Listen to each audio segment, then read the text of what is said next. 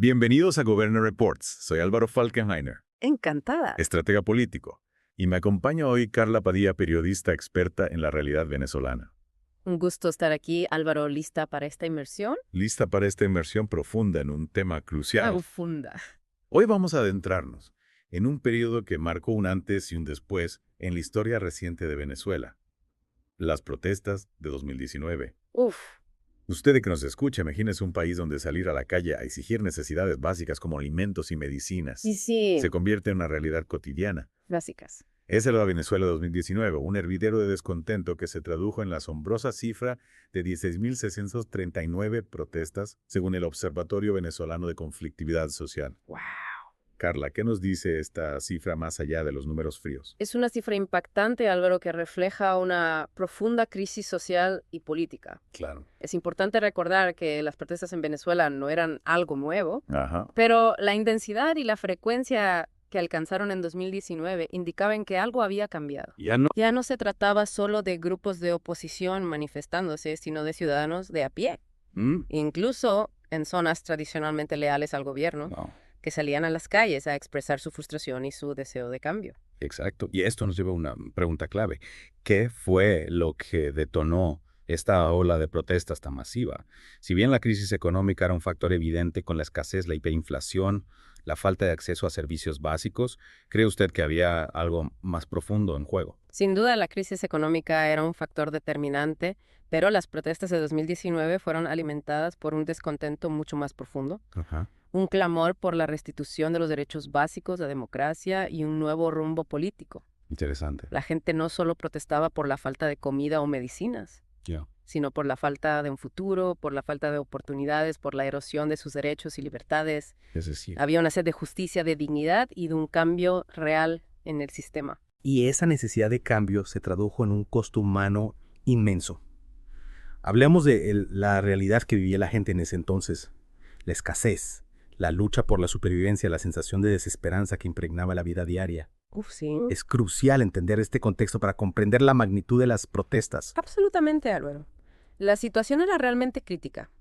La gente se veía obligada a hacer largas filas para conseguir alimentos básicos. Muchos incluso se veían en la necesidad de buscar comida en la basura. wow. La falta de medicamentos era alarmante, hospitales sin insumos básicos, enfermedades que reaparecían por falta de vacunas. Increíble. Era una situación desgarradora que impulsaba a la gente a tomar las calles como último recurso, a pesar del riesgo que implicaba. Y hablando de riesgos, la represión por parte del gobierno fue un factor constante durante las protestas.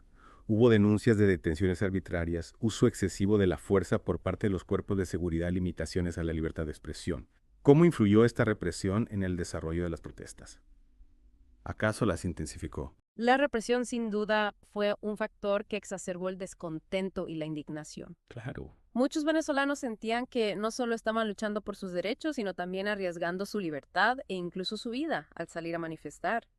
La respuesta del gobierno, en lugar de buscar un diálogo y atender las demandas de la población, fue la de silenciar las voces disidentes a través de la fuerza. Esto, lejos de apaciguar las protestas, las inflamó aún más. Y en medio de ese panorama, la figura de Nicolás Maduro y sus decisiones jugaron un papel crucial en el desarrollo de los acontecimientos. En 2016, Maduro implementó un decreto de estado de excepción que, entre otras cosas, suspendió los procesos electorales y consolidó su poder. Ajá. ¿Cómo influyó esta medida 3 años antes en el estallido social de 2019? El decreto de estado de excepción de 2016 fue un punto de quiebre, un antes y un después en la crisis política venezolana. Wow. Muchos vieron en esta medida un intento de Maduro de aferrarse al poder de forma autoritaria sin respetar la voluntad popular ni los mecanismos democráticos. Interesante. Esto generó una profunda desconfianza en el gobierno, alimentó la percepción de que la única vía para el cambio era la protesta Ya veo. y sentó las bases para la polarización que se agudizó en los años siguientes. Y esa polarización se hizo aún más evidente durante las protestas de 2019.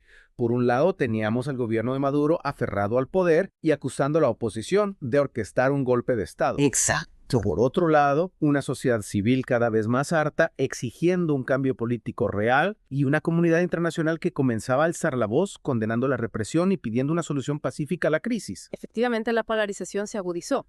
La falta de un camino claro hacia una solución política, la negativa al diálogo por parte del gobierno y la creciente represión solo contribuyeron a aumentar la tensión, la incertidumbre y la división en el país. Y hablando de la cronología de las protestas, el primer semestre de 2019 fue particularmente intenso, con más de 10.000 protestas registradas. Las formas de protesta también fueron variadas.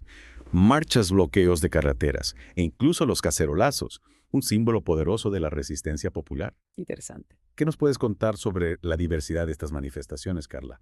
¿Qué nos dice esto sobre la creatividad y la capacidad de organización de la gente? Las protestas de 2019 fueron un crisol de expresiones de descontento, desde las tradicionales marchas y concentraciones hasta formas más creativas y espontáneas de protesta como los cacerolazos que mencionabas.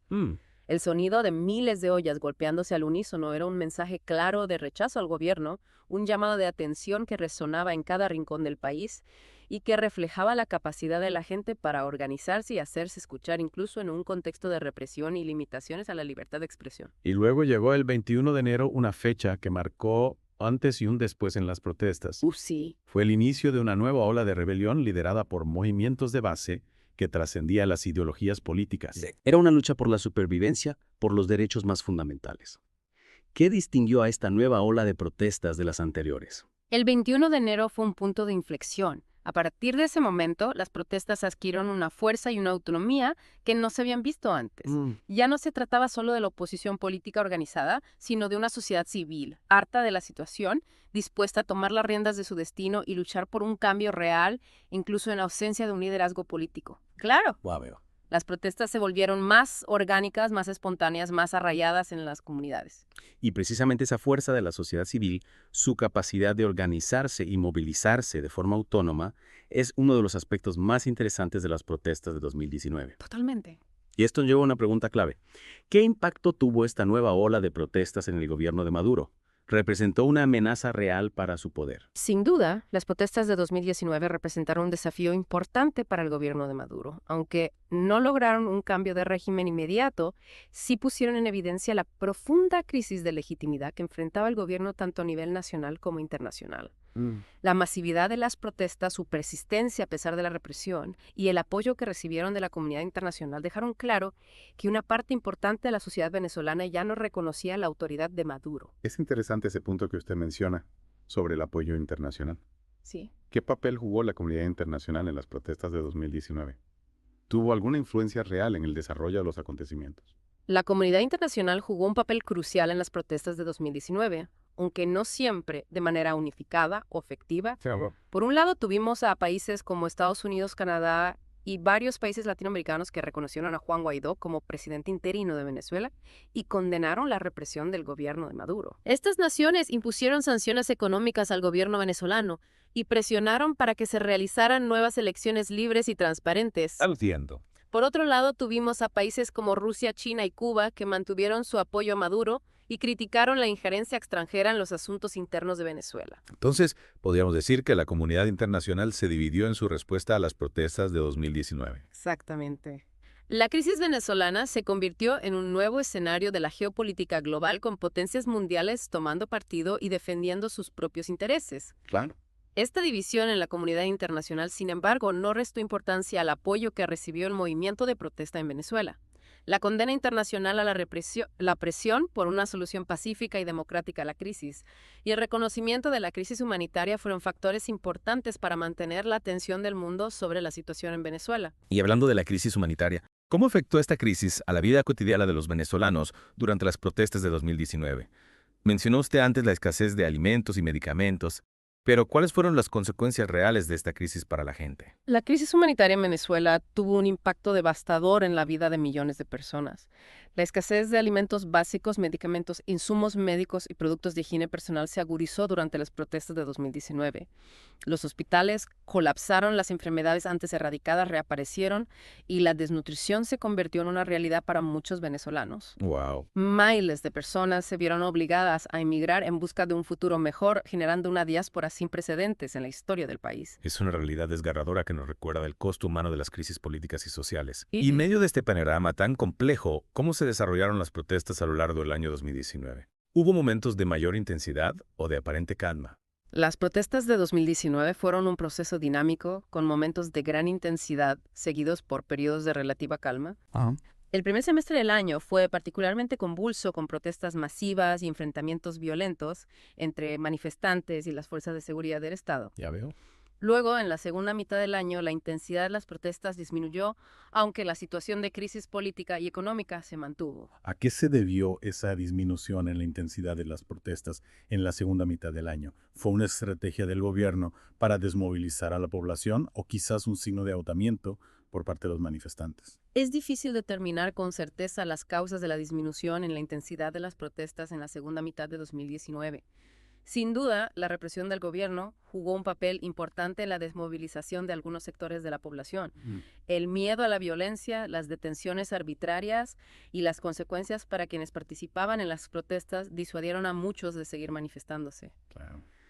Por otro lado, también podemos hablar de un cierto agotamiento por parte de los manifestantes que después de meses de protestas no veían cambios significativos en la situación del país. Es decir, a pesar de la valentía y la determinación de los manifestantes, las protestas de 2019 no lograron sus objetivos inmediatos. Si bien las protestas de 2019 no lograron un cambio de régimen inmediato, sí tuvieron un impacto profundo en la sociedad venezolana. Las protestas despertaron una conciencia ciudadana, una necesidad de participación y de exigir un cambio. Interesante. Mostraron la fuerza de la unión y la determinación de un pueblo que se niega a rendirse ante la adversidad. Y aunque no se alcanzaron todos los objetivos, las protestas de 2019 sentaron las bases para una lucha que continúa hasta el día de hoy. Y esa lucha, esa resistencia es un legado importante que nos deja este periodo de historia venezolana. Sí. Las protestas de 2019 nos recuerdan que la lucha por la libertad y la democracia es un proceso continuo que requiere valentía, determinación y la convicción de que un futuro mejor es posible. Totalmente. Y para seguir profundizando en este tema, me gustaría hablar ahora sobre las estrategias de comunicación que utilizaron tanto el gobierno como los manifestantes durante las protestas de 2019. ¿Cómo se libró la batalla por la narrativa en este contexto tan complejo? La batalla por la narrativa fue crucial durante las protestas de 2019. Tanto el gobierno como los manifestantes utilizaron diferentes estrategias de comunicación para influir en la opinión pública, tanto a nivel nacional como internacional. Entiendo. El gobierno de Maduro, por un lado, controló los medios de comunicación estatales y utilizó la propaganda para desacreditar a la oposición, acusándola de ser golpista y terrorista. También se valió de las redes sociales para difundir su versión de los hechos y minimizar la magnitud de las protestas. Y por parte de los manifestantes, ¿cuáles fueron las estrategias de comunicación que utilizaron? Los manifestantes, por su parte, se apoyaron en las redes sociales para difundir información sobre las protestas, denunciar la represión del gobierno y movilizar a la población.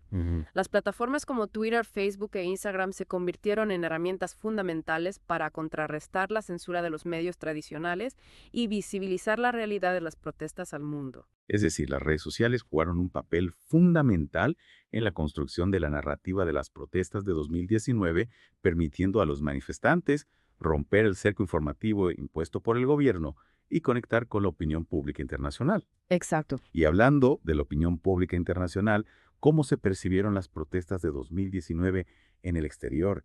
¿Hubo una cobertura mediática justa y equilibrada de los acontecimientos? La cobertura mediática internacional de las protestas de 2019 fue diversa, con algunos medios de comunicación mostrando una mayor sensibilidad hacia la situación de los manifestantes, mientras que otros se inclinaron por una visión más favorable al gobierno de Maduro.